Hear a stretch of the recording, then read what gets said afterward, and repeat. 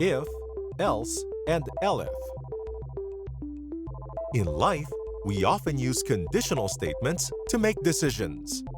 For example, you want to go to the park tomorrow, but you're worried that it will rain.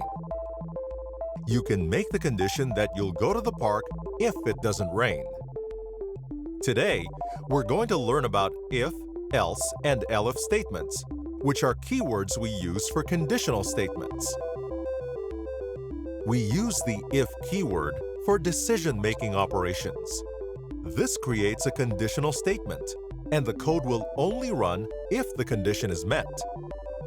Let's try! So our first condition is that the variable num1 should be greater than or equal to 0. Since the condition is met, we can run the code and print it's a positive number on the console.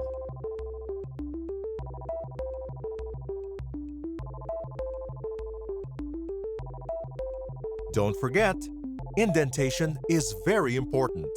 The line after the if statement must always be indented or else the code will not run. Next, we have the else keyword. We can use the else keyword in conditional statements. It decides what to do if the condition is false. Let's set a variable.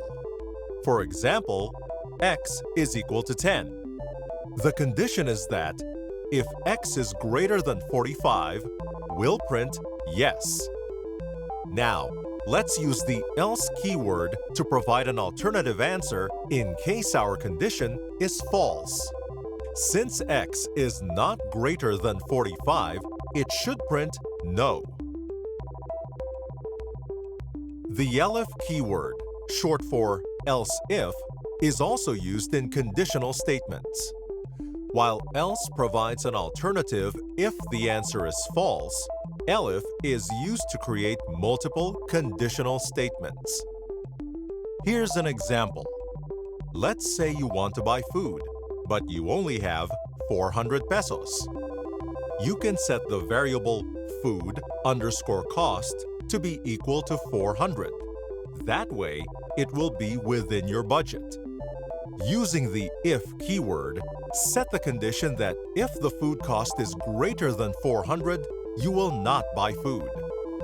Use the elif food_cost to set the condition that if the food costs 400, you will buy spaghetti.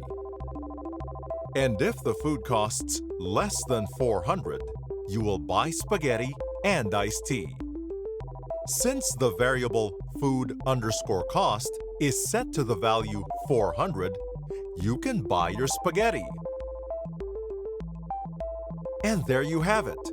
Those are the keywords mainly used for conditional statements in Python. That's it for now. In the next lesson, we'll discuss loops and iterations. See you!